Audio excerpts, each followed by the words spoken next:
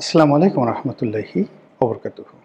সম্মানিত দর্শক, ডক্টর মোহাম্মদ ইউনূসের সরকারি বাসভবন যমুনা, এটাই মূলত এখন দেশের প্রশাসনিক এবং রাষ্ট্রনৈতিক সিদ্ধান্ত গ্রহণের প্রধান গৃহ। একটা সময় গণভবন কিংবা তারও আগে Bangabhaban, presidential form of government যেটা ছিল, সেখানে সকল গুরুত্বপূর্ণ সিদ্ধান্ত আসতো বঙ্গভবন থেকে। আর এখন এই সিদ্ধান্ত আসছে যমুনা থেকে। শেখ হাসিনার জমানাতে এগুলো আসতো গণভবন থেকে। তো যমুনাকে কেন্দ্র করে গত 17 মাসে কি গুরুত্বপূর্ণ সিদ্ধান্ত এসেছে আমরা বলতে পারবো না, কিন্তু আমাদের জাতীয় জীবনে বিরক্তির সৃষ্টি হয়েছে, নুইসেন্স তৈরি হয়েছে। এটা বিরক্তি বললে ছোট হবে, ইংরেজিতে এটিকে নুইসেন্স বললে সবচেয়ে সুন্দর হয়। তো নুইসেন্স তৈরি হয়েছে এরকম অসংখ্য শত শত ঘটনা আপনাদের মনে আছে। এখান থেকে সংস্কার করার যে পরিকল্পনা করা হয়েছে, এখান থেকে সংবিধান সংস্কার কমিটি, এখান থেকে নির্বাচন সংস্কার কমিটি, বিভিন্ন সংস্কার কমিটি, এই জায়গা থেকে যে সকল রাজনৈতিক বক্তব্য হয়েছে, ঐক্যমত্য কমিশনের নামে যে কমিশন তৈরি করা হয়েছে, এবং সেই কমিশন গত 16-17 মাস ধরে জনাব আলী রিয়াজের নেতৃত্বে যা কিছু করেছে, তা আমাদের রাজনীতির যে কৃষ্টি এবং কালচার, এই কৃষ্টি কালচার পাল্টে দিয়েছে। এবং ঐক্যমত্যের নামে যে অনৈক্য তৈরি হয়েছে রাজনীতিতে, এই অনৈক্য ঐক্যমত্যের আগে কখনোই ছিল না। ধরুন বিএনপি এবং জামাত এখন যে ভাষায় খিস্তি খেউর করছে, একে অপরকে গালাগাল করছে, এবং আপনি নিশ্চিত থাকেন যে যদি জামাত বিজয়ী হয়, তাহলে বিএনপির যারা নেতাকর্মী, তাদের অনেকের বাবার নাম মনে রাখার মতো স্মৃতিশক্তি থাকবে না, এবং তারা মসজিদে গিয়ে, মন্দিরে গিয়ে শুধুমাত্র বলবে যে যেই লাউ সেই কদু নয়, আগেই ভালো ছিলাম, এর চাইতে ফ্যাসিবাদী ভালো ছিল। আবার উল্টো, ধরুন বিএনপি ক্ষমতায় এলো, তখন জামাতের উপরে যে 1, 2, 3, 4 স্লোগানের প্রতিশোধ নেওয়া হবে, টিনের সেলের কাউয়া, এটা যে প্রতিশোধ নেওয়া হবে, এটা স্বয়ং তারেক রহমান সাহেব চেষ্টা করলেও তিনি বন্ধ করতে পারবেন না। গত 17 মাসে যে স্কুল কলেজ থেকে শুরু করে বিশ্ববিদ্যালয়, পথঘাট মাঠ থেকে শুরু করে বিপণী বিতান, সব জায়গাতে বিএনপির লোকজন যেভাবে জামাতের লোক দ্বারা নানাভাবে থ্রেটের শিকার হয়েছেন, বঞ্চিত হয়েছেন কিংবা বাধাগ্রস্ত হয়েছেন, এটার একটা দফা রফা হবে যদি বিএনপি জয়লাভ করে। তো এই যে ক্রোধ, এই যে বিভেদ, এই যে বিসংবাদ, চারিদিক থেকে কিলবিল করছে, একে অপরের বিরুদ্ধে ক্রোধান্বিত হওয়ার জন্য তারা সুযোগ খুঁজছে। কার কথা শক্তি, কে বিজয় হবে, এটা বড় বিষয় নয়। বিষয় হলো যে আমাদেরকে প্রতিশোধ নিতে হবে। এই জিনিসগুলো যে তৈরি হলো, এই তৈরি হয়েছে ঐক্যমত্য কমিশন থেকে।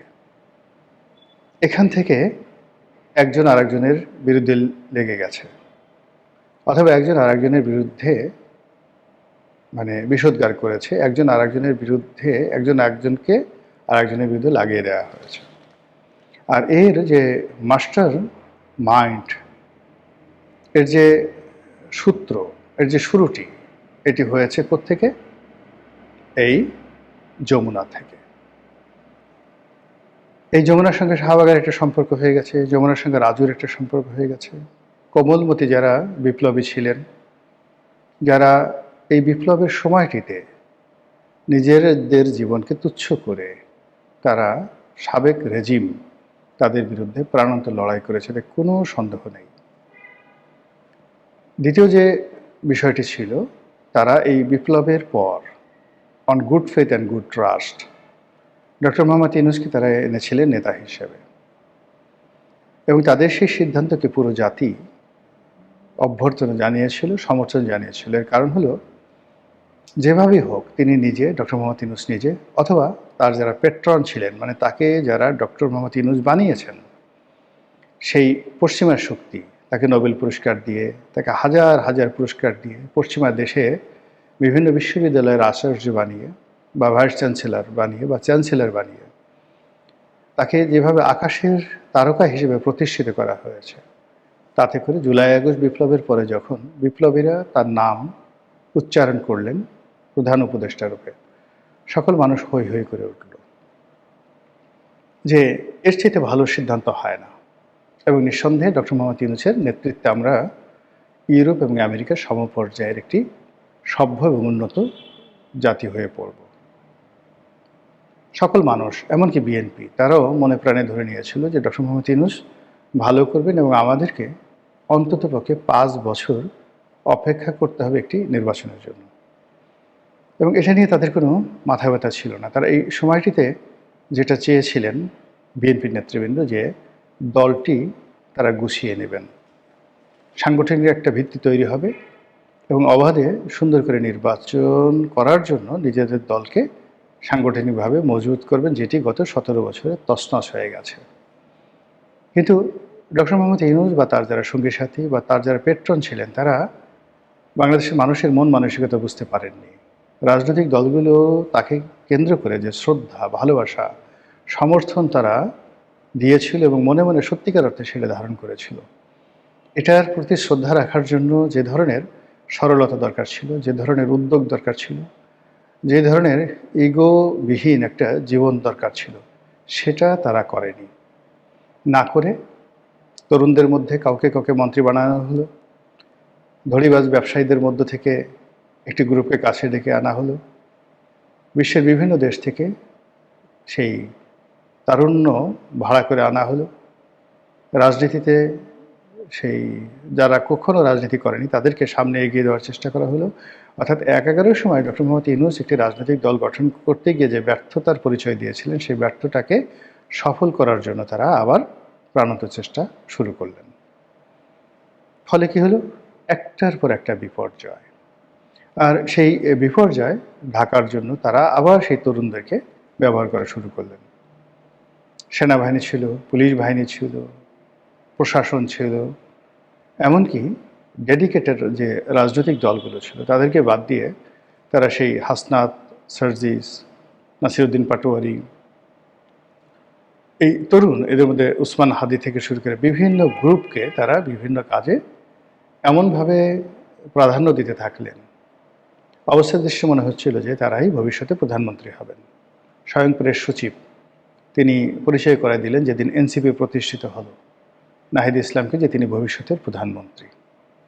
প্রধানমন্ত্রী তো দূরের কথা, গত 17 মাসে ডক্টর মোহাম্মদ ইউনূসের কর্তৃত্বে এখন নাহিদের যে অবস্থা, এমপি তো দূরের কথা, একটা মেম্বার হওয়ার মতো অবস্থা বা বিশ্বাস এই মুহূর্তে তার নেই। যেটা বলছিলাম যে এই যমুনাকে কেন্দ্র করে নানা রকম খেলা হতো, ধুলা হতো, নানা রকম, ইংরেজিতে সেটিকে আপনি কি বলবেন, হিপোক্রেসি। এই তোরা রাজুতে আয়, এই তোরা যমুনাতে আয়। এই যমুনার সামনে নাটক তৈরি করা হতো। এখানে নাটক তৈরি করে তারা দিনের পর দিন মিছিল করতো, মিটিং করতো।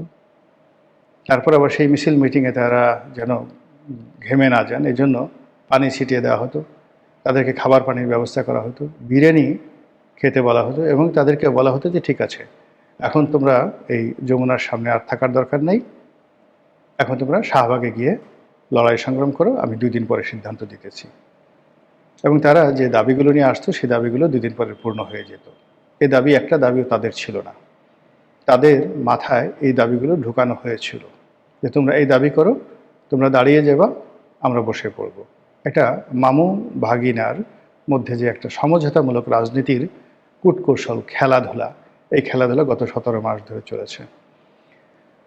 ফলে এই তরুণদেরকে দিয়ে যে সকল কাণ্ড ঘটানো হয়েছে, কখনো বঙ্গভবন বন্ধ করে দেওয়ার কথা বলা হয়েছে, কখনো বঙ্গভবন থেকে শাহাবুদ্দিন চুপ্পুকে তাড়িয়ে দেওয়ার কথা বলা হয়েছে, কখনো ওয়াকারুজ্জামান সেনাপ্রধান তাকে অপদস্থ করা হয়েছে, কখনো করিডোর দেওয়ার চেষ্টা করা হয়েছে, কখনো আওয়ামী লীগ ব্যান্ড করার আন্দোলন করা হয়েছে এবং আওয়ামী লীগ ব্যান্ড করে দেওয়া হয়েছে।